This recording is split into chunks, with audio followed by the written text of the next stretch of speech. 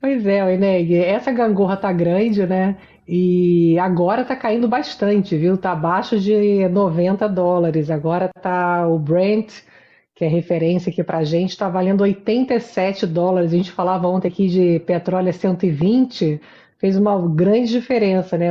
Hoje da abertura para cá, tava em 92 na abertura e agora tá caindo aí 11% aí ao longo do dia.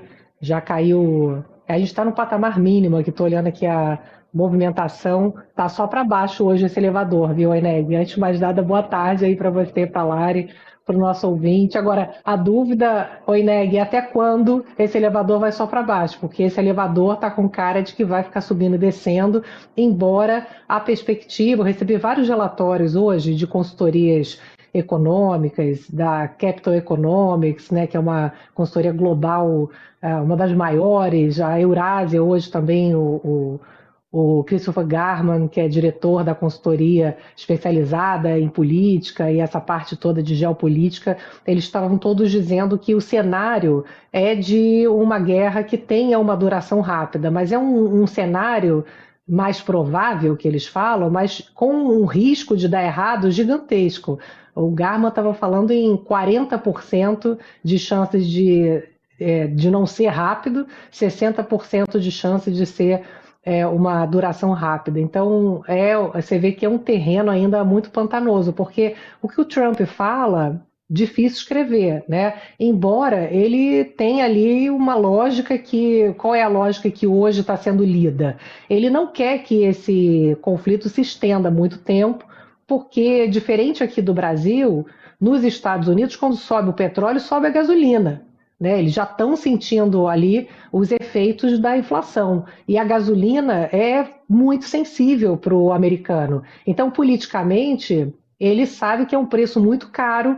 E, ao que parece, essa percepção nesse momento, Eneg, o Trump está fazendo falas costurando um caminho de saída para esse conflito. Né? Ontem o petróleo começou a ter essa queda grande depois que ele disse que o conflito no Irã estaria perto do fim e que o cronograma inicial de até 5 semanas de duração do conflito ele estaria muito adiantado.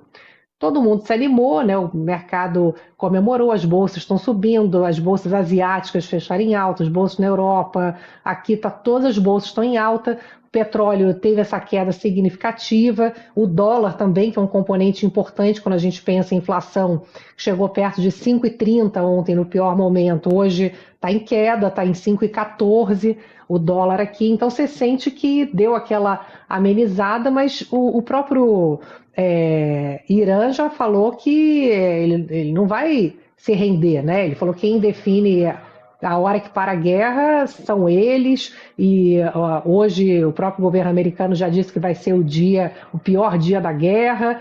Ali no Estreito de Hormuz, as informações que a gente tem por onde passa ali os 20% da produção de petróleo continua muito interditado. De manhã cedo até recebi um relatório mostrando que estavam começando a passar alguns navios, mas um especialista em petróleo me falou o seguinte, que não interessa se está passando um pouco mais de navio, o que interessa é se abriu, se tem um fluxo permanente, né? Passar um ou outro navio não é o que vai trazer essa segurança, porque é importante a gente entender, Oineg, que se não tiver o petróleo ali daquela região, você não tem capacidade para substituir a altura ali daquela capacidade de volume de petróleo. Então, a gente já teve hoje, por exemplo, um ataque a drone a uma refinaria nos Emirados Árabes. Então, você tem uma preocupação tanto de redução na produção de petróleo que está sendo informada pelas refinarias, porque elas não vão ficar produzindo porque não estão conseguindo escoar, tanto pelos ataques a drones.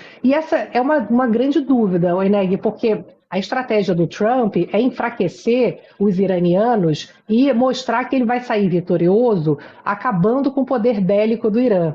E os cálculos mostram que o poder bélico do Irã, quando você pensa em mísseis, ele não dura muito mais tempo. Ele duraria ali até início de abril, pelo que aponta os cálculos que eu estou acompanhando. Mas ele tem o tal dos drones, que tem um poder letal tão grande quanto mísseis, pelos especialistas aqui. Então, ele parece que está tentando costurar um discurso de que, olha, consegui enfraquecer o Irã, acabei com a força deles, com o poder militar e tal, fui vitorioso porque ele não quer que essa guerra se estenda. E qual vai ser o critério, né? Porque antes ele falava que ele queria substituir ali o poder no Irã. Agora, talvez, né, a pressão interna já faça ele. Essa é a sinalização. Ele fazer um movimento que está sendo lido nesse momento como uma tentativa de costurar uma saída logo. Agora, será?